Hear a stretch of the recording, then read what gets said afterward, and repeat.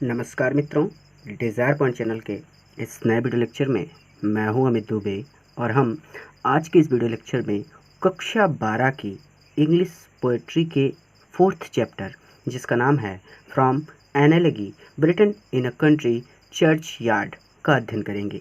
इसका हिंदी होता है कि एक गांव के कब्रिस्तान में लिखा गया एक शोक गीत। इसके लेखक हैं थॉमस ग्रे।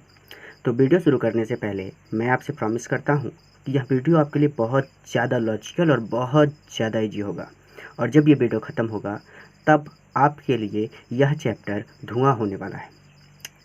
तो चलिए अपने वीडियो पर चलते हैं। देखिए, कहते हैं कि the curfew tolls the knell of parting day. देखिए, एक एक का ध्यान से समझिएगा। कर्फ्यू, यहाँ पे कर्फ्यू का मतलब है संध्या समय बजने वाली गिरजाघर की घंटी। ठीक है। टोल्स मतलब होता है बजती है। द नेल, नेल का मतलब होता है घंटी की ध्वनि ऑफ पार्टिंग डे। पार्टिंग मतलब समाप्त हो रहा है, डे मतलब दिन। तो गिरजाघर की घंटी बजती है और जिससे हमें ये पता चलता है कि पार्टिंग डे यानी दिन समाप्त हो रहा है।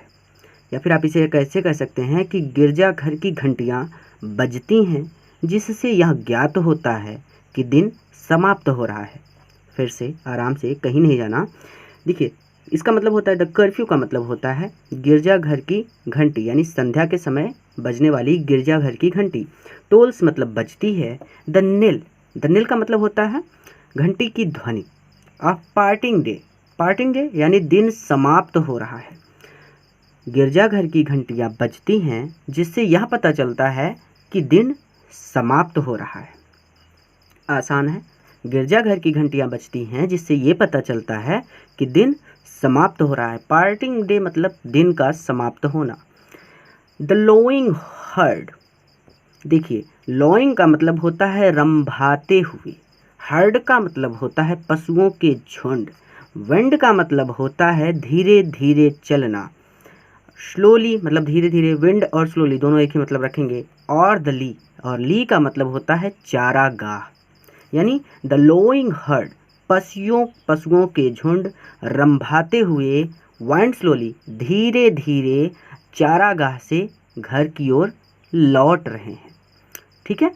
तो पशु यानी हर्ड यानी पशुओं का झुंड, तो पशु लोइंग रंभाते हुए, वाइंड स्लोली धीरे धीरे, ली और द ली यानी घर हो चारागाह से घर की ओर लौट रहे हैं। तो पूरा मिला के ऐसे आप कहेंगे कि पशु रंभाते हुए चारागाह से घर की ओर चलने लगे हैं। आसान है। द प्लोमैन, देखिए, द प्लोमैन, प्लोमैन मतलब होता है किसान। ठीक है। द प्लोमैन किसान होमवर्ड्स, होमवर्ड्स मतलब घर की ओर। प्लोट्स, प्लोट्स मतलब होता है वॉक, धीरे धीरे चलना। ठीक है। He is weary way, weary मतलब थका हुआ, वे मतलब रास्ता। देखिए, तो प्लोमैन यानी थका हुआ, वियरी प्लोमैन थका हुआ किसान भी प्लोट्स धीरे धीरे घर की ओर चलने लगा है। यानी थका हुआ किसान भी घर की ओर धीरे धीरे आ रहा है। द प्लोमैन, मैंने कहा ना, द प्लोमैन, प्लोमैन मतलब किसान। होमवर्ड्स यानी घर की ओर। प्लोट्स मतलब धीरे धीरे चलना। वियरी वे, वियरी वे मतलब, वियरी मतलब थका हुआ। अगर आप चाहें तो ये प्लोट्स हिज वियरी वे, इस पूरे का मतलब होता है दिन भर के काम से थका किसान धीरे धीरे घर की ओर चलता है। ये सिर्फ इतने का मतलब है। इस पूरे का मिला करके केवल इतने का मतलब है कि दिन भर के काम से थका हुआ किसान धीरे धीरे घर की ओर चलता है। ठीक है। तो यहाँ से the ploughman homewards plods his weary way. तो भाई, हमने कहा ना कि थका हुआ किसान भी घर की ओर धीरे धीरे आ रहा है या जा रहा है। एंड लीव्स, एंड और लीव्स छोड़ रहे हैं द वर्ल्ड, इस संसार को, यानी इस कब्रिस्तान में, इस कब्रिस्तान को जहाँ पे मैं खड़ा हूँ, टू डार्कनेस अंधकार में, एंड टू मी, अर्थात पूरा यहाँ पे मिला के कहने का तात्पर्य है कि मी मेरे, मेरे नहीं कवि के, अर्थात कवि कहता है कि मेरे और अंधकार के अलावा द वर्ल्ड, इस संसार में यानी इस कब्रिस्तान में, लिव्स, सब लोग चले गए हैं। यानी इस कब्रिस्तान में मेरे और अंधकार के अलावा कोई नहीं है। इसे आप ऐसे भी कह सकते हैं कि कब्रिस्तान में अंधकार तथा कवि के अलावा कोई नहीं है। ठीक है, तो एक बार फिर से रिवीजन करेंगे, आराम से समझिएगा, बहुत ज़्यादा इजी है। तो the curfew tolls the knell of parting day, गिरजाघर की घंटियाँ बजती हैं जिससे यह ज्ञात होता है कि दिन समाप्त हो गया है। द लॉइंग हर्ड वाइंड स्लोली और द ली, पशु रंभाते हुए चारागाह से घर की ओर चलने लगे हैं। The ploughman homeward plods his weary way, थका हुआ किसान भी घर की ओर धीरे धीरे आ रहा है।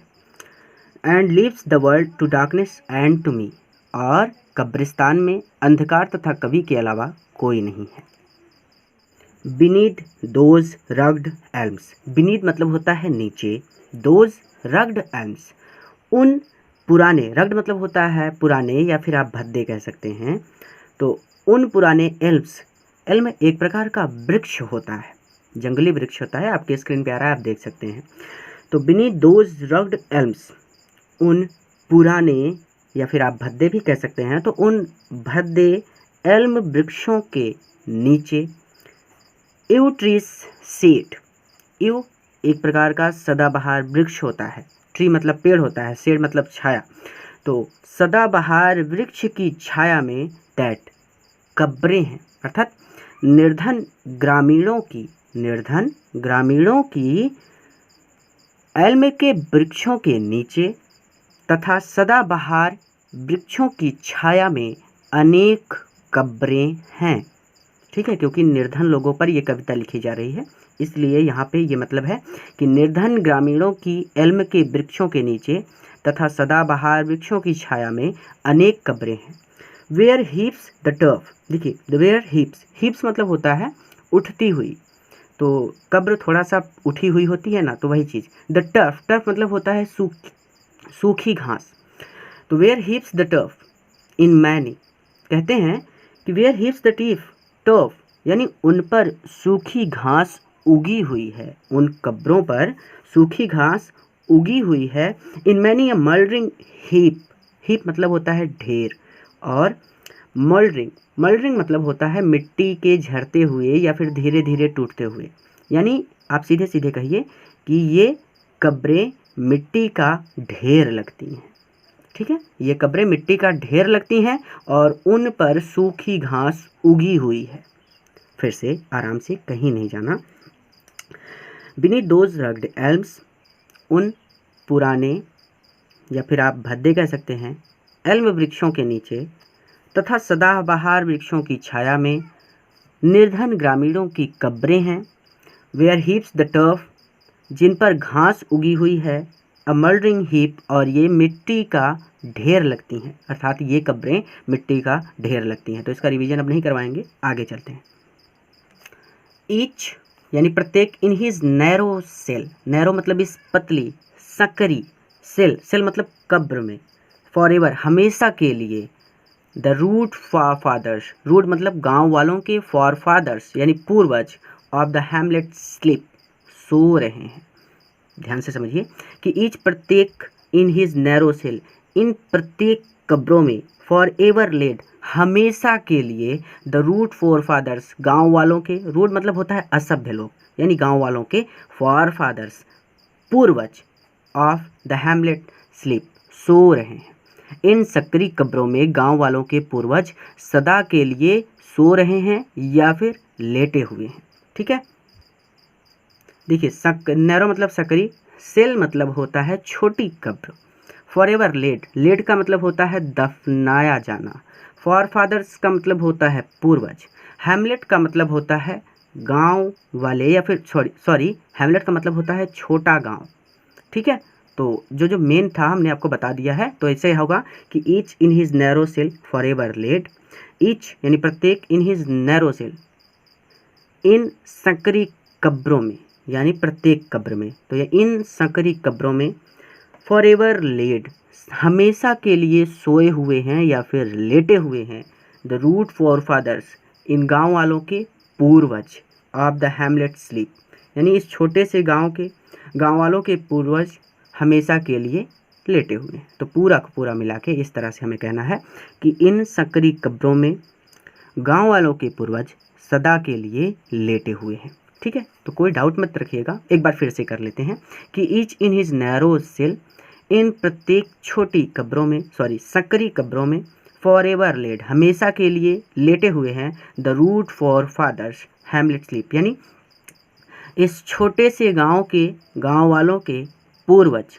ठीक है, स्लीप मतलब सोना होता है, यहाँ पे हमने लेटा हुआ कह दिया है तो इसको कहने की आवश्यकता नहीं है। तो फिर से ये पूरा पूरा हिंदी बता दूं कि इन संकरी कब्रों में गांव वालों के पूर्वज सदा के लिए लेटे हुए हैं। बार बार इसलिए बता रहा हूँ ताकि आपको याद हो जाए, दोबारा पढ़ने की आवश्यकता ना पड़े। ठीक है, तो आगे चलते हैं। The breezy call of incense breathing morn, देखिए ध्यान से समझिएगा। द ब्रीजी मतलब होता है प्रातः काल की ठंडी हवा, काल मतलब आवाज, ऑफ इंसेंस मतलब होता है सुगंधित, ब्रीदिंग मतलब होता है सांस लेना, मॉर्न मतलब होता है सुबह, मॉर्निंग। ठीक है, तो प्रातः काल की शीतल सुगंधित वायु की आवाज, प्रातः काल की शीतल सुगंधित वायु की आवाज। ठीक है, the breezy call of incense breathing morn, प्रातः काल की शीतल सुगंधित वायु की आवाज। ठीक है, the swallow twittering from the straw build set, the swallow का मतलब होता है अबाबील पक्षी, आपकी स्क्रीन पे आ रहा है। ट्विटरिंग का मतलब होता है चहचहाना, चिड़िया चहचहाती है। स्ट्रॉ बिल्ट मतलब तिनकों से बना हुआ, चिड़िया का घोंसला तिनकों से बना होता है ना, सेट मतलब उसका घोंसला। तो तिनकों से बने घोंसले से अबाबील चिड़िया का चहकना। ठीक है, आराम से कि स्ट्रॉ बिल्ट सेट, तिनकों से बने घोंसले से अबाबील चिड़िया का चहकना। एक ही एक वर्ड इसलिए बता रहा हूँ क्योंकि मीनिंग्स जो हैं वो आपके लिए नई हैं, कुछ भी गलती मत कीजिएगा। ऐसा मत समझिए कि वीडियो लंबा बन रहा है, नहीं, वीडियो सही है, बस उद्देश्य यहाँ है कि इसके बाद आपको इस चैप्टर में कोई डाउट ना रह जाए। तो क्या है ये स्ट्रॉ बिल्ट सेट, क्या है आपसे पूछ रहा हूँ, स्ट्रॉ बिल्ट सेट, तो तिनकों से बने घोंसले से अबाबील चिड़िया का चहकना। आसान था। आगे, द कॉक मतलब होता है मुर्गा, श्रिल मतलब होता है तीखी तेज, क्लैरिएशन मतलब होता है आवाज। तो मुर्गे की तेज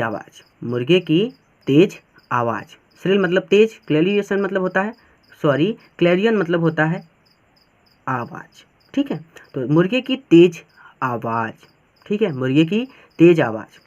और या फिर द इकोनिक हॉर्न, यहाँ पे जो इकोनिक हॉर्न है, इकोनिक का मतलब होता है तेज आवाज करने वाला कोई, यानी हॉर्न मतलब होता है बिगुल, जो हमारी गाड़ियों में हॉर्न होता है वो देखिए इकोनिक होते हैं, मतलब तेज आवाज करते हैं। तो आप यहाँ पे ऐसे कहेंगे कि शिकारी के बिगुल मतलब वही हॉर्न, हॉर्न को बिगुल कहते हैं। तो शिकारी के बिगुल की तीव्र ध्वनि या फिर ध्वनि। ठीक है, और द इकोनिक हॉर्न, क्योंकि उस टाइम में हॉर्न का मतलब यही होता था। ठीक है, तो शिकारी के बिगुल की ध्वनि, इकोनिक हॉर्न मतलब बिगुल, इकोनिक यानी तीव्र ध्वनि जो उत्पन्न करे। ठीक है, तो आप यहाँ पे ऐसे कहेंगे कि शिकारी के बिगुल की ध्वनि। No more shall rouse them from their lowly bed.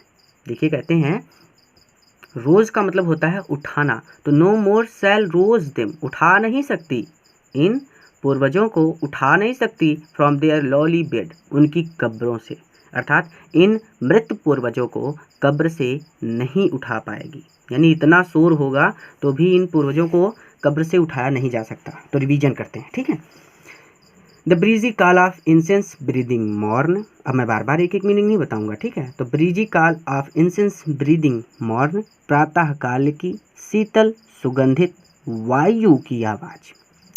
The swallow twittering from the straw built shed, तिनकों से बने घोंसले से अबाबिल चिड़िया का चहकना। द कॉक्स सेल क्लैरियन, मुर्गे की तेज आवाज़ और तथा द इकोनिक हॉर्न, शिकारी के बिगुल की ध्वनि। No more shall rouse them from their lowly bed, इन मृत पूर्वजों को, यानी देम, देम कह रहा ना, यानी जो मर चुके हैं, जो इन कब्रों में दफन हैं, उन लोगों को रोज, no more shall rouse them, उन मृत पूर्वजों को उठा नहीं पाएगी फ्रॉम देयर लवली बेड, उनके कब्र से। लेट नॉट एम्बिशन, एम्बिशन का मतलब होता है, यहाँ पे एम्बिशन का मतलब है महत्वाकांक्षा। यहाँ पे तात्पर्य है महत्वाकांक्षी व्यक्तियों से। ठीक है, तो महत्वाकांक्षी व्यक्तियों को मोक, मोक का मतलब होता है उपहास करना। देयर यूजफुल टॉयल, यूजफुल उपयोगी, टॉयल मतलब श्रम। तो देयर मतलब उनके, यानी इन कब्र में लेटे हुए लोगों के या फिर गरीब लोगों के, ठीक है, गरीब लोगों के यूजफुल टॉयज, टॉयल यूजफुल उपयोगी श्रम का महत्वाकांक्षी लोगों को उपहास नहीं उड़ाना चाहिए।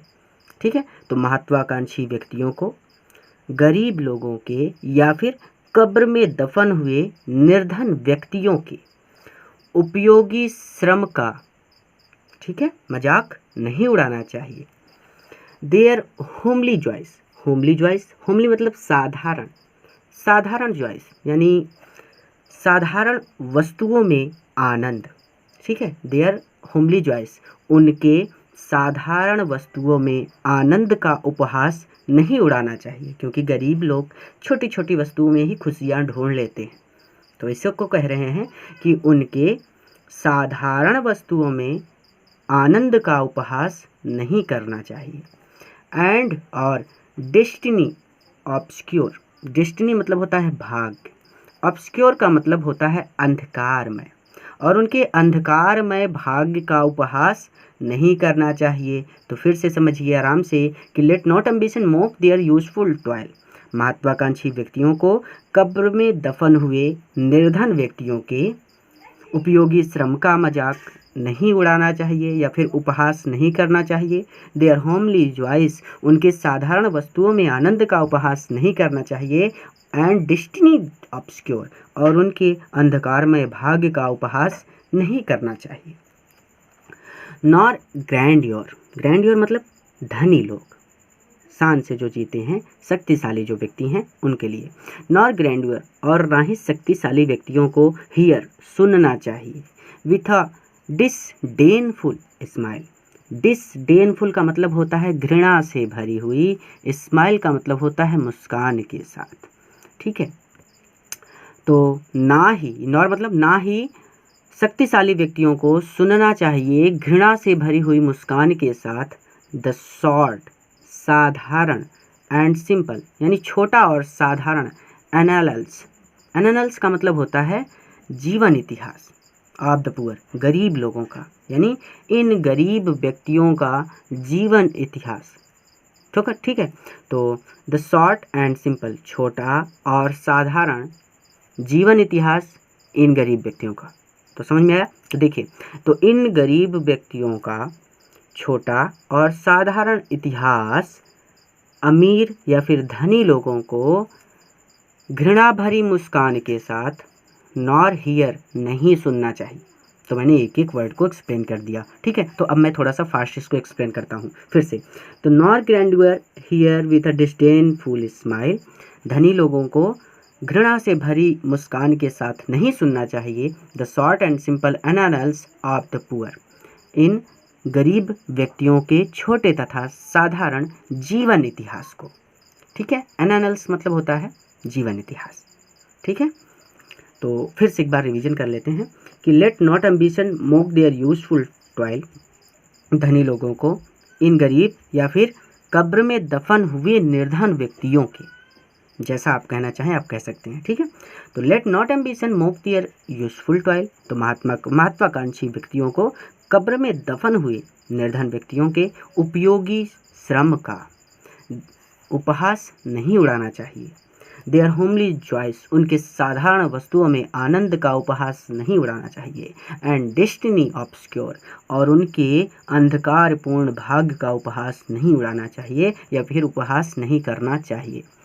Nor grandeur hear with a disdainful smile the short and simple annals of poor. धनी व्यक्तियों को या फिर शक्तिशाली व्यक्तियों को इन गरीब व्यक्तियों के छोटे तथा साधारण जीवन इतिहास को घृणा भरी मुस्कान से नहीं सुनना चाहिए। द बूस्ट ऑफ हर्ल्ड्री, देखिए द बूस्ट ऑफ हर्ल्ड्री इसका मतलब होता है उच्च परिवार में जन्म लेने का अभिमान करने वाले। ठीक है। The pump of power, power और पंप, पंप मतलब पावर मतलब होता है शक्ति, पंप मतलब होता है शान, अर्थात शक्ति का अभिमान करने वाले। फिर से आराम से, कहीं नहीं जाना, कि द बूस्ट ऑफ हर्ल्ड्री उच्च परिवार में जन्म लेने का अभिमान करने वाले। द पंप ऑफ पावर शक्ति का अभिमान करने वाले।